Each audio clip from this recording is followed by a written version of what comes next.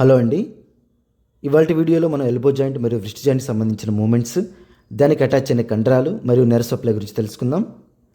మేజర్గా మనకి ఎల్బోలో ఉండే movements flexion, extension, pronation and supination. First flexion గురించి తెలుసుకుందాం. దీనికి అటాచ్ అయిన కండరాలు బ్రేకియాలిస్, బైసెప్స్ బ్రేకి అండ్ బ్రేకియోరేడియాలిస్.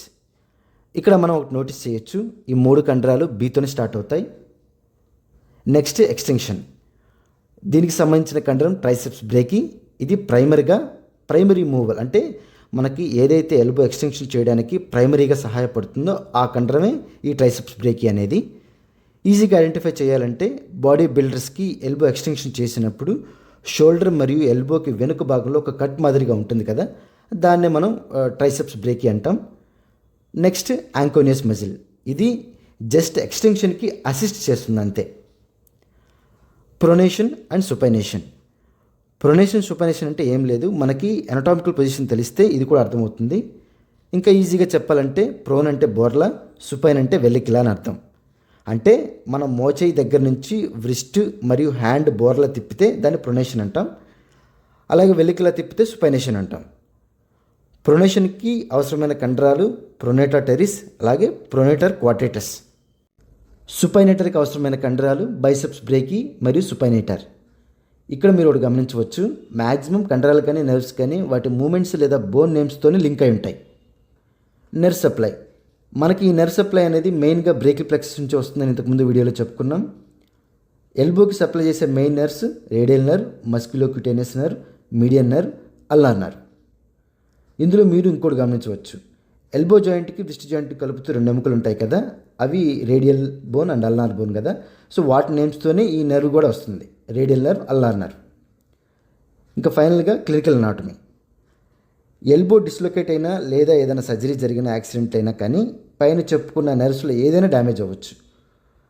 మళ్ళీ మనం గుర్తుపెట్టుకోండి, నేను డీప్గా ఎప్పుడు వెళ్ళట్లేదు, ఎందుకంటే చాలామందికి అర్థం కాదు కాబట్టి. డీప్గా వెళ్తే ఏంటంటే అందరు కన్ఫ్యూజ్ అయిపోతారు. జస్ట్ లైట్గా మాత్రమే చెప్తున్నాను. Next wrist joint. Wrist joint మనకి radial, ulna, carpal bones and metacarpal bones involve అయ్యి జాయింట్ని ఫామ్ చేస్తుంది. మెయిన్ మూమెంట్ వచ్చేసి flexion, extension, radial deviation, ulnar deviation, rotation. ఫ్లెక్షన్కి ఉపయోగపడే కండరాలు flexor carpi radialis, flexor carpi ulnaris and palmaris longus. ఇక్కడ కూడా ఇంకోటి గమనించండి, ఫ్లెక్షన్కి అక్కడ ఏవైతే ఎముకలు ఉన్నాయో అలాగే ఆ ఎముకల మీద నుంచి ఆ కండరం వెళ్తుందో అలాంటి పేర్లు ఇక్కడ కూడా ఉన్నాయి. Wrist extension. Extensor carpi radialis longus, extensor carpi radialis brevis and extensor carpi ulnaris. Longus అంటే ఏం లేదు, పొడవాటి కండరం అని. బ్రేవిస్ అంటే చిన్న కండరం అని అర్థం. Radial deviation. మనకి వ్రిస్ట్ ప్రొనేషన్లో ఉన్న, సుపైనేషన్లో ఉన్న తంబు వైపుకి మూవ్ చేయటాన్ని, అంటే సైడ్కి మూవ్ చేయటాన్ని రేడియల్ డీవియేషన్ అంటాం. అంటే రేడియల్ బోన్ తంబు సైడే ఉంటుంది కాబట్టి దీన్ని రేడియల్ డీవియేషన్ అంటారు.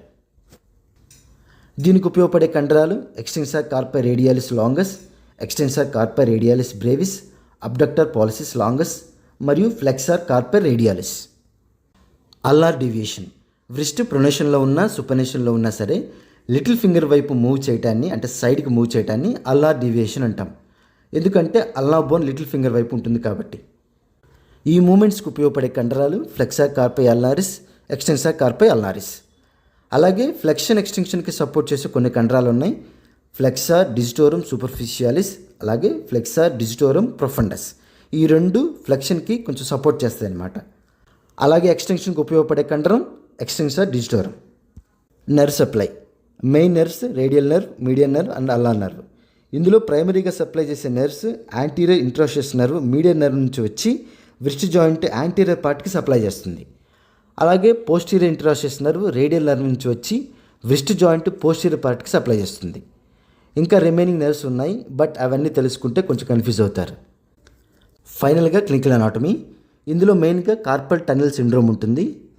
కార్పల్ టనెల్ సిండ్రోమ్ అంటే ఏం లేదు, కార్పల్ బోన్స్ మధ్యలో ఒక టనెల్ మాదిరిగా ఉండి ఆ టనెల్లో నుంచి మీడియన్ నర్వ్ అనేది పాస్ అవుతుంది. సో ఎప్పుడైతే వ్రిస్ట్ కంప్రెషన్ జరిగిందో ఆ టనెల్లో ఉన్న మీడియన్ నర్వ్ అనేది కంప్రెషన్ జరిగి వీక్నెస్కి గురవుతుంది, అంటే వ్రిస్ట్లో ఉండే మూమెంట్స్ లేకుండా చేస్తుంది అనమాట.